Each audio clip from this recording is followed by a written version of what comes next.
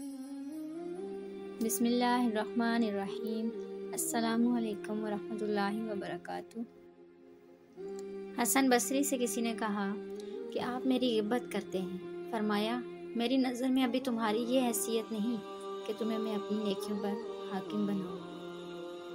ان کی خاموشی سے ڈرو جن کا آپ نے دل دکھایا ہے، کیونکہ اگر انہوں نے کچھ کہا نہیں یا کیا نہیں تو بدلے میں اللہ ضرور کرے گا۔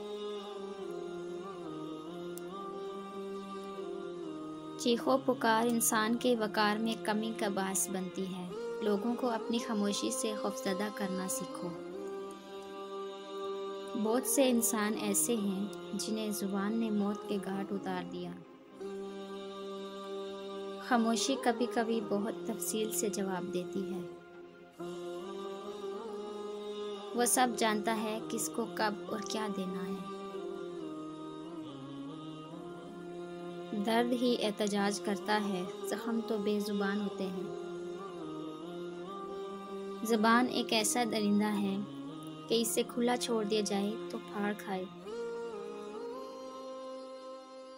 جس نے تمہاری بھلائی کی ہو، اس کے ساتھ احسان کر کے اسے بدلہ دے دو، کیونکہ احسان بد زبانوں کی زبان بند کرتا ہے۔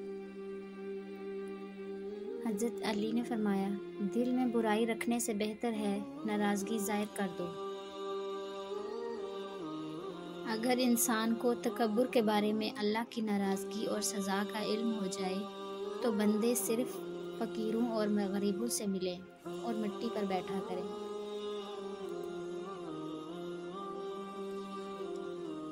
قرآن ہے مگر اس میں مستقبل کا کوئی ذکر نہیں۔ غور و فکر کرنے والوں کے لیے اس میں ہر شے کا علم موجود ہے۔ جو بیج اپنے چھلکے کو ترنے نہ دے وہ کبھی ایک پھلدار درخت نہیں بن سکتا۔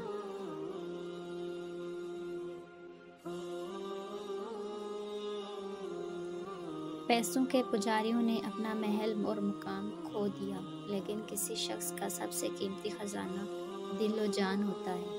حقیقت میں نقصان میں وہ ہیں جن کا دل اور ہے، روح نبینا ہے۔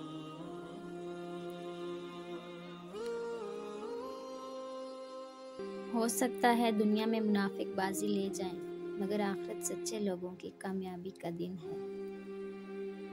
اپنی عبادت اور اپنی دعاؤں میں اپنے رب کے قریب آنے کے لیے ہر کام کرو۔ سوچئے کہ اگر ہر عمل آپ کا آخری عمل ہو سکتا ہے، ہر دعا آپ کی آخری سجدہ ہے، تاکہ آپ کو دوسرا موقع نہ ملے۔ اگر آپ یہ کرتے ہیں تو یہ مخلص اور سچا بننے کے لیے اچھا ہوگا۔ اگر تم موسیٰ بنو گے تو اللہ ضرور کسی خضر کو تمہاری راہ میں بھیجے گا۔